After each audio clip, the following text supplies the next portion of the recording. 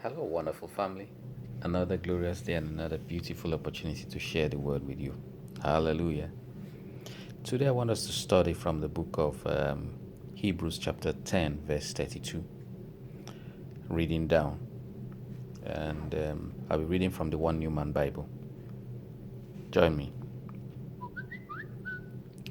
You must continually remember the former days during which, when you became spiritually enlightened, you endured many struggles.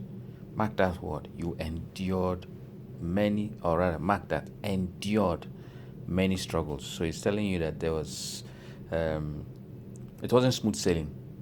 There was some hardship which you had to endure.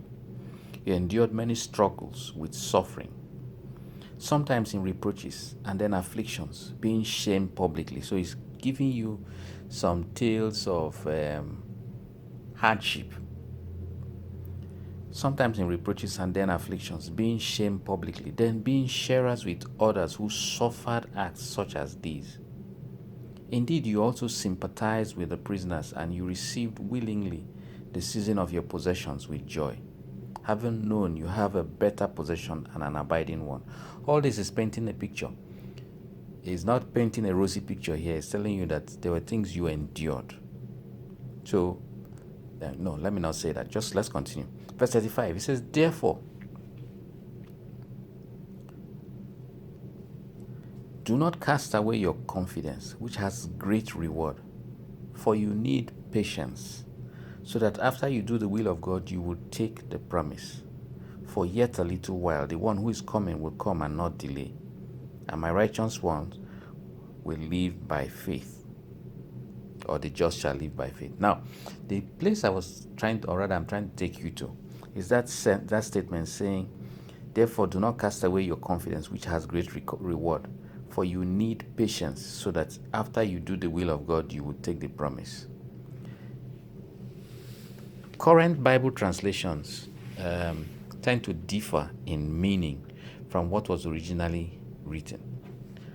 That word patience, you wonder whether it is the right interpretation there, after it tells you something about endurance. But the original, when it talks of patience, there is not saying, it's not the passive patience. It is actually endurance, persistence, that under the circumstance you press forward, not that you stay and take the blows.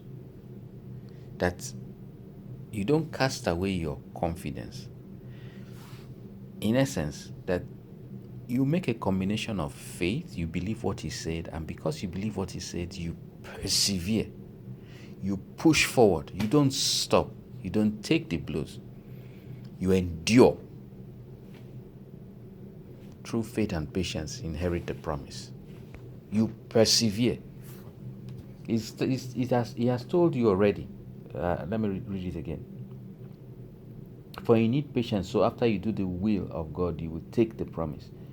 Let me read it from the King James. Just give me a minute. From the King James, it says, for you have need of patience, or perseverance, endurance, that after you have done the will of God, you might receive the promise. It's not the passive sit down and take the blows that you patiently receive it. And no, that's not the interpretation. It is persevere, that as the thing is coming at you, you are going at it. You're not waiting for it to hit you. You are going. Despite this, you are pressing forward. It is an active listen. Patience, actually, where it talks of real patience, it's more difficult to be patient as you wait than to be active. But in this instance, he's saying that you should press on, you should persevere. Like as he said that you endured great hardship at the beginning. He's telling you that there's some endurance that you have to go through, because it's not a cakewalk. The enemy will not sit down and just watch you run roughshod over that which he has by deceit taken. He will not just watch you come in and just ransack the area. He wants to put an obstacle in your path. So You endure it like a soldier and press on, press on, press on. And then you receive the promise. God bless you. Hallelujah.